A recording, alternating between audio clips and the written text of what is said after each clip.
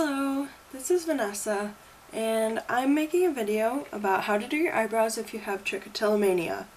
So as you can see, I've pulled my eyebrows out, and it looks kind of like Spock, and people are going to notice, so I need to do something about it.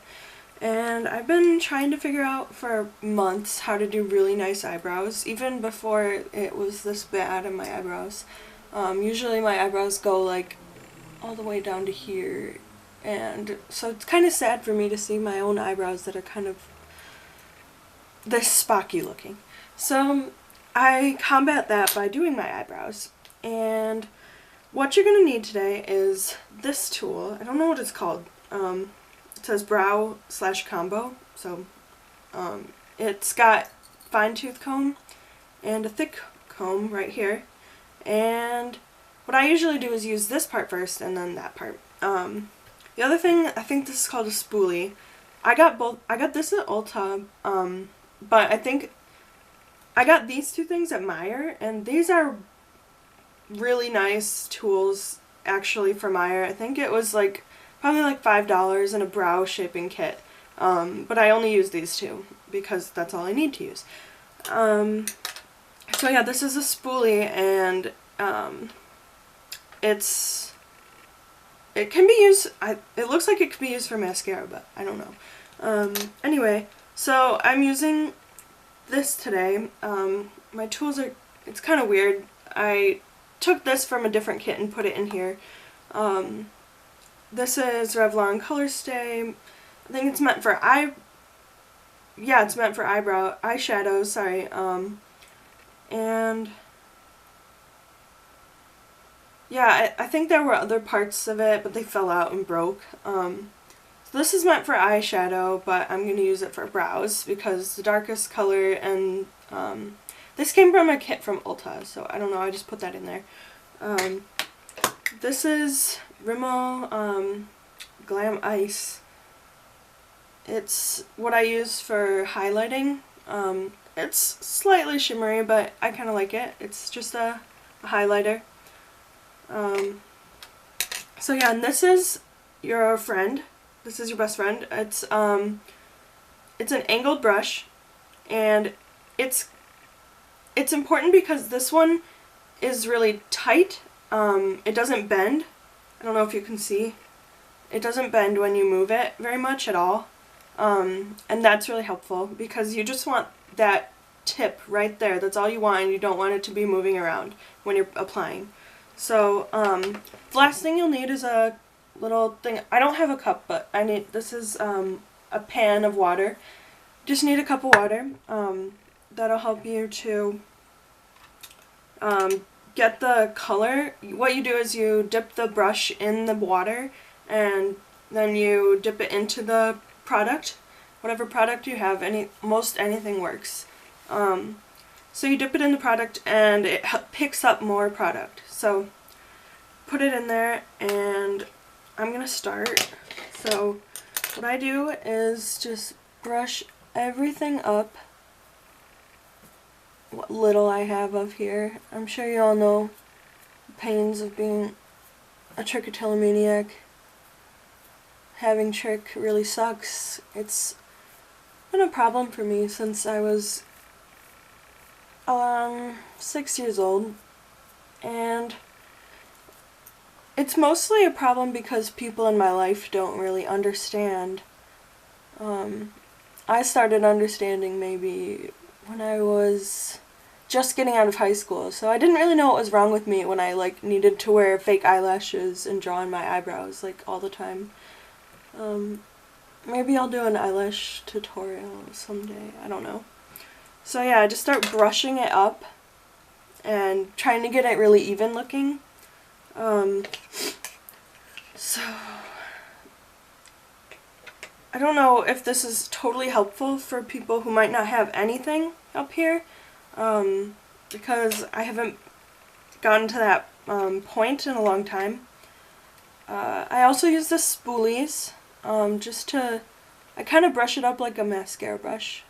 Brush everything really high up so it looks extra Spocky. Even my haircut makes me look like Spock. It's kind of silly. Yeah. Ain't nothing wrong with Spock. Spock's cool.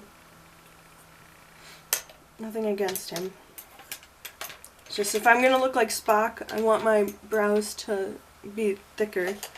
But I'm probably gonna draw this part down if I can, if it's possible. So, dipping the brush in the water, and then kind of getting the water, a little bit of the water off by just wiggling it in the air. Then I'm gonna dip it in the product. I think I got both of these at Meijer. So hopefully this works, because I think last time I had some struggles. So what I'm gonna do is start above the brow bone and just start drawing it on. So it's gonna look kind of dark, especially because my eyebrows are really light. And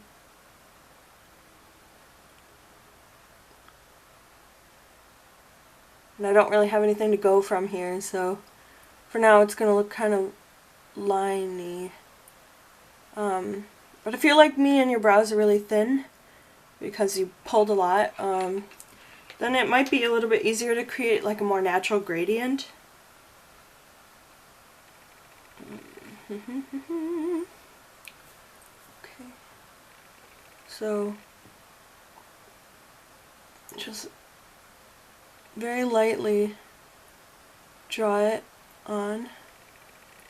And you want it to taper at the end. So keeping that in mind. And then what I like to do is turn the brush this way when I'm going on the fuller part of my brow, because I don't know, I think it applies it more evenly, and I don't want too much product in this part of my eyebrows, because that just makes them look more drawn on than it's already gonna look, because there's no way to avoid it. So I just kind of accept that, hey, this is a drawn on brow, and if you have a problem with it, then screw you. I know a lot of people don't like the drawn on look, but for some people we don't have a choice, so people need to back off with their opinions like that.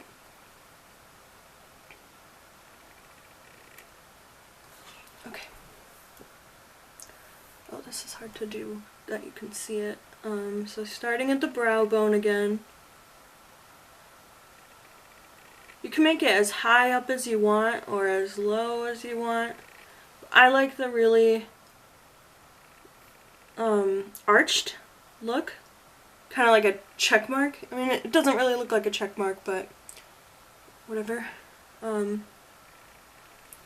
kind of hard for me to see here, but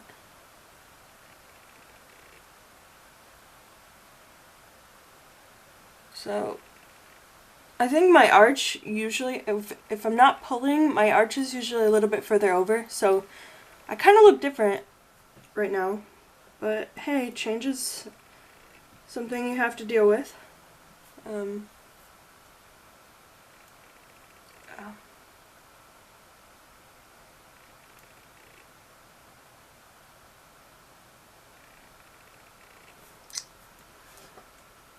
Sometimes it's kind of harder to get the brush, the product to go down on the part that's just your skin, because it has no brow to attach to.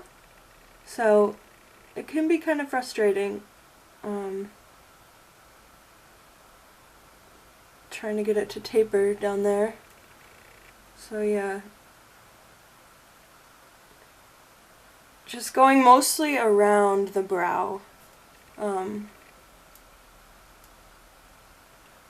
With the product, with the brush, with the angled brush, just going on the tip. You want to use that.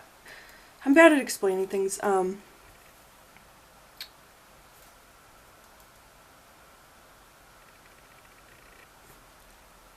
With the angled tip part, put that, use that on the outside, and then use the flat part around the inside. So I might have to double check that because that's kind of thick right there.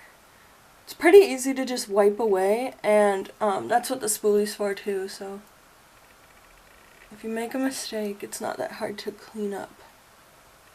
Like, I think I just made a mistake right there. Now it's starting to look a little bit drawn on, but I can still fix that. Again, no shame in drawing on brows. Spoolie can take away some of the product or spread it around. It's really nice. It can give you back some of that natural gradient, make it look like you've got more natural brows, if that's what you're going for. Some people want to go for a more unnatural look, but there's nothing wrong with that. The last thing I do, now that I've finished my brows, is use my highlighter. And it's just a powder, and you just put it on your brow bone, basically. Hopefully your arch goes above your brow bone. There we go. And just highlight that part, and it really makes your brows stand out. I don't know much about highlighting, so I'm not really the person to ask. I'm just learning with this whole makeup thing. I'd really like to be doing my makeup well. I feel like I've done my brows pretty well. That's a really important thing to me. So that is the makeup tutorial for Trichotillomaniacs. So like, comment, and subscribe, I guess. I almost said describe. Bye!